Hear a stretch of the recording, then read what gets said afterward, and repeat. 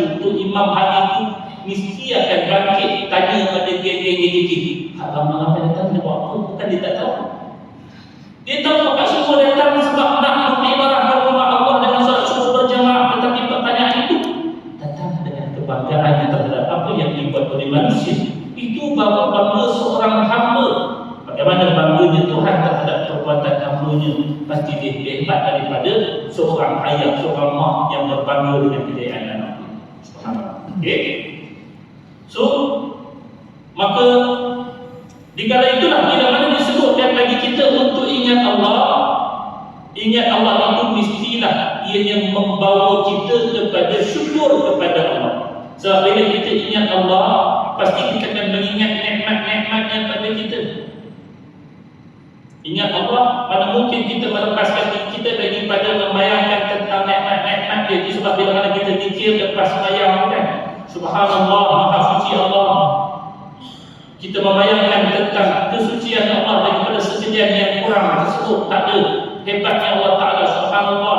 Bila sebut alhamdulillah, pasti fokus kita pada nikmat-nikmat yang Allah bagi selama ini banyak sangat. Walaupun kita tasbih 33 kali, contohnya nikmat Allah pada kita, kalau kita nak hitung 3 lebih daripada itu lagi. Allahu Akbar, Allah Maha Besar. Ucapan ingat kita dengan melihat kepada kebesaran Allah yang lebih besar daripada segala sesuatu. Waktu kita ingat tersebut, pasti yang terhasil daripada ingatan itu ialah kita akan syukur banyak-banyak kepada Allah yang pertamanya sebab Allah memberikan taufik dan hidayah kepada kita untuk kita ingat Allah. Ingat Allah ni sebenarnya satu rezeki. Ada orang yang walaupun rumah dia penuh dengan hiasan tulisan Allah, belum tentu dia ingat Allah. Manusia dia duduk dalam masjid contohnya, walaupun nampak senang, tak semestinya kita boleh ingat Allah kalau Allah tak berikan taufik dan hidayah kita untuk ingat Allah. Bahkan ada orang kalau duduk dalam masjid, mungkin dia fikir benda lain, fikir untuk memaksiati Allah. Duduk perhati dia tak masjid, dia dah nak sunyi nanti contohnya lah. Tapi kalangan kita insya-Allah mudah-mudahan semua ingat Allah. Tapi saya nak ceritakan bagaimana ada manusia yang masuk dalam masjid. Masjid yang orang kata tempat rumah Allah. Kerana kita lihat ayat-ayat Allah yang sepatutnya mengingatkan kita pada Allah, tapi kalau Allah tak kurniakan taufik dan hidayah kepada dia, maka dia tak akan dapat ingat. Maka atas apa yang Allah berikan taufik dan hidayah kepada kita untuk ingat Allah, ini salah satu daripada nikmat yang besar untuk kita syukuri. Apatah lagi sekalian yang lain daripada kita kata tubuh badan kita, kesihatan kita yang kalau kita nak hitung satu persatu tak akan pernah habis.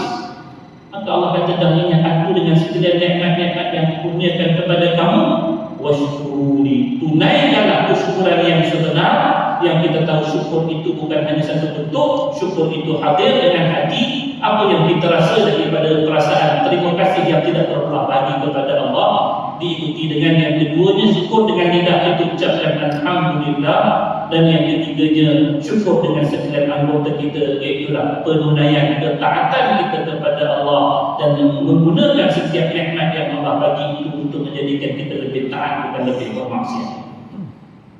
Kita boleh bersyukur. Allah pesan pada kita yang terakhir, wala takfuru, jangan sesekali kalian selama-lamanya berani untuk kufur kepada aku atas apa yang kalian tahu, atas apa yang kalian ingat akan kekuasaan Allah, akan kehebatan Allah, akan keagungan Allah, akan kepemurahan Allah. Semua yang sempurna bagi Allah itu kalau kita tahu dan ingat, bagaimana kita boleh terdamak untuk mengkufuri Allah Subhanahu wa Ta'ala, sama ada kufur dalam bentuk nikmat ataupun kufur dalam bentuk i'tiqad.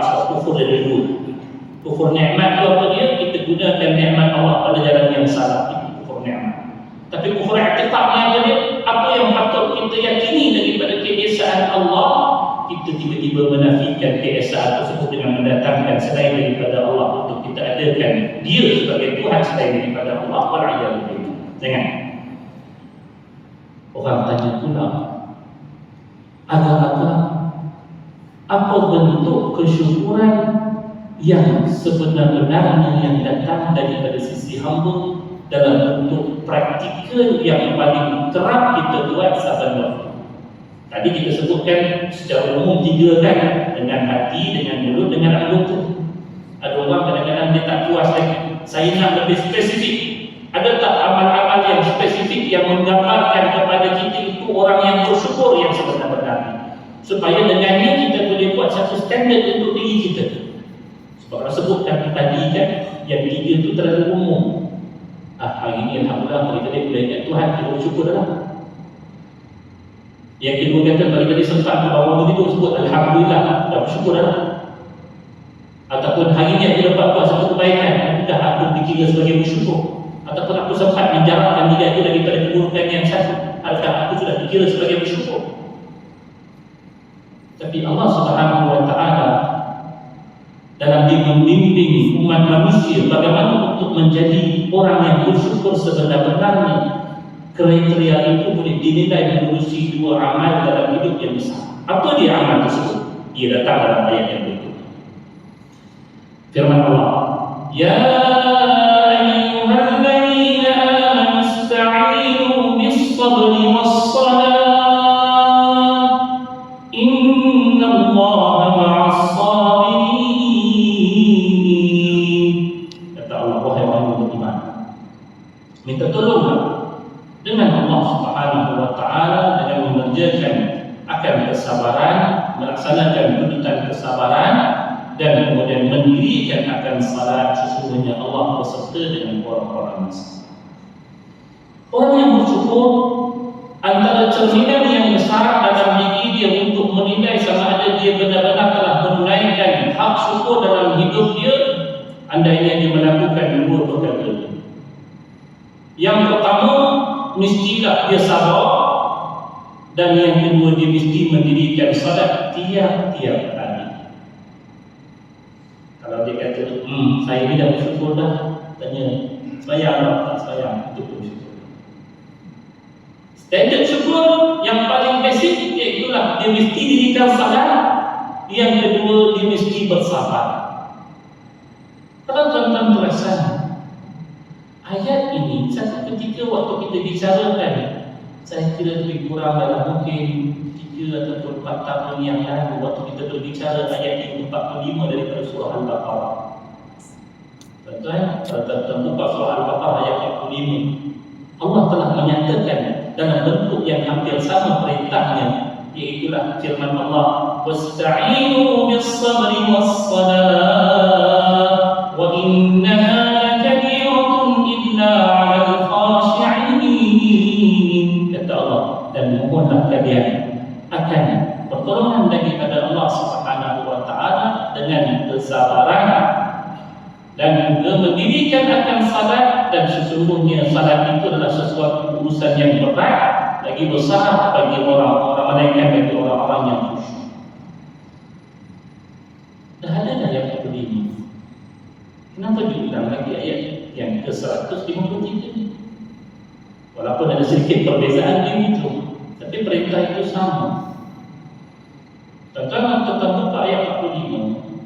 Ayat 45 itu asal-asalnya bukan ditujukan kepada umat Islam yang namanya kita. Sebaliknya ayat 45 itu daripada rentetan ayat-ayat yang Allah bicarakan buat orang Yahudi dan juga orang Nasrani, iaitu ahli kitab, di mana mereka dalam urusan ini kita tahu kerap kali menyanggahi akan perintah daripada Allah.